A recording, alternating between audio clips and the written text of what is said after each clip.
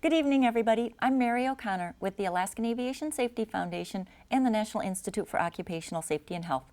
Thanks to Alaska Public Media for allowing us to bring you Hangar Flying. This evening, we are pleased to have back on our show Matt Freeman. He is a project engineer with the Federal Aviation Administration's Airports Division here in Anchorage. Welcome back, Matt. Thank you, Mary. It's good to be here. It's great to have you back. We've been hearing some very interesting things about the runway marking project, which allows pilots to go out and practice their short field takeoffs and landings. And we'd like to continue on with this discussion. Can you tell me how this practice area can help pilots, and if anybody can use it, or if it is limited to pilots who are going to be doing off-airport operations and landing on gravel bars or tundra? Can anybody use these runways? Yes, anybody can use them. They're public use airports, and they are available for anybody that wants to practice, get on their game of improving their directional control, their spot landings, and in a safe environment. And I think what happens with these practice gravel runway markings is that they provide really instantaneous feedback that you don't necessarily get with, say, a standard 75-foot wide runway. 75-foot wide runway will have runway markings every standard 200 feet. Well, the runway markings are also put outboard of the 75 feet by 10 feet left and right. So now you have this wide, 95-foot wide runway that really doesn't give you the instantaneous clues that these practice gravel runway markings have. And that also doesn't mimic realistic landing area for somebody that is landing on a gravel bar or a short hunting strip. Absolutely. I mean, that's the whole idea, is to give instantaneous feedback. Can you keep your tires, your wheels between the 25-foot wide marks without hitting the gravel or the marks and scattering that paint over the rest of the surface? So the runways are marked in the summer. Is this the time of year that they're most heavily used, is near hunting season when pilots are getting ready to go out and do some short strip work? Well, we sure hope so.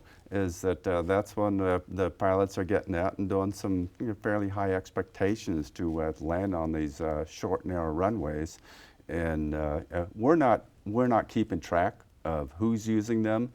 They're out there to be used, but what we do know is that the paint markings get scattered. They're basically just paint that's applied onto the gravel surface. So when an airplane tire touches down on that area, the gravel gets scattered, and the markings tend to decay. So the places that typically the runways that are heavily used, those markings don't last a whole long time. Okay, well that's good to know. So we should get out and use them soon. Yes, right. So Matt, you're a pilot. Have you used these? I have used them, and Mike's. I was kind of I helped actually paint one of the several of the gravel runways, and I got an airplane and took off and came back and landed, and I was a little bit surprised that I was not as close to my game as I thought. And I think it's just a matter of when I was landing on these wide runways, I didn't have those visual clues to see, am I on runway centerline? Am I touching down exactly on runway threshold and within the 25-foot markings? So I just want to repeat and emphasize that there's nobody out there watching for pilots that maybe aren't on their game as much as they think they are. That's kind of the state of Alaska marked Goose Bay, and we kind of that was my preference of one of the airports to is to head out to, because there's not too many people watching.